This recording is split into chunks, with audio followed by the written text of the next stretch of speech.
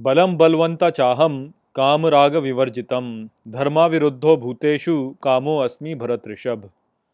Hello friends, this is the 11th shlok of the 7th chapter of Bhagavad Gita, and today we will understand this shlok in detail. So let's first go over its meaning. So the shlok says, Balam balvanta chaham, which means, and strength of the strong I am, kamaraga vivarjitam, which means free from desire and passion. Dharma viruddho bhuteshu, which means in the living beings with dharma, kamo asmi Bharat Rishabh, which means I am the desire, O Bharat Rishabh. Bharat Rishabh is Arjun. So, in this shlok, Sri Krishna is continuing to describe how he is the essence of all the elements which are present in this universe. So over here he says that he is the strength of the strong who is using his strength for good purpose. Then he says that in the people who are with dharma, he is the desire in them. So again, he is pointing to the very essence of the beings which are present in this universe. So a person who is strong, his dharma actually is to be strong and use that strength for some good purpose. And so that strength which is used for the good purpose is Sri Krishna himself. And then he says that in those people who are behaving with dharma, he is the desire in them. So over here he makes it clear that the desire in those people who want the establishment of dharma, in those people the desire in himself is Sri Krishna. So we have to understand this very clearly, that there is a desire in itself, and desire has been said to be something which is bad, but there is an exception to that desire, and that exception is the desire which is in conjunction with dharma. When a desire is there which is in conjunction with dharma, when an action is performed to bring the dharma in front, then that action and that desire is Sri Krishna in himself. So that is not really a desire which is coming from our ego, and so that desire which comes from the ego is what is the problem.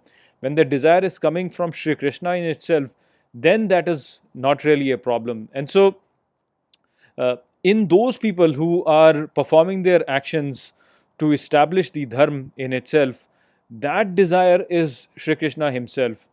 And that whole action which is performed not for the ego but which is performed for Sri Krishna, because in the previous slok we have understood how Sri Krishna in himself is dharma. So whenever a desire is performed for Sri Krishna, then that desire is not a bad desire. So this is something that we have to understand. I mean, we can understand it from an example also. Let's say that you were to sell your bike in the market, and someone comes to you and says that, okay, I will pay you 20,000 rupees and I will buy this bike from you. And you say that, okay, I've agreed to sell this bike to you for 20,000 rupees.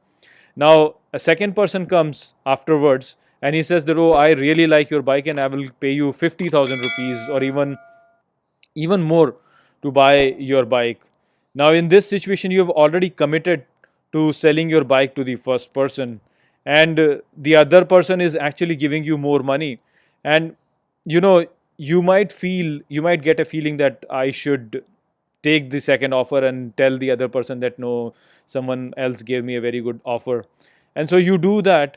Then in that situation you are not really acting with dharma, because dharma says that you have to stick to what you have said. Raghukul reet sada chali ai, pran jai par vachan na jai. So the dharma is in actually sticking to your word and giving the bike to the person whom you promised you will give. But if you don't do that, and if you takes the offer of the second person and discard the first person, then in that situation Sri Krishna has lost and your ego and your desire has actually won. While if you stick to your word and you reject the second person's offer and only offer the bike to the first person, then that is where Shri Krishna inside you has won and your ego has lost.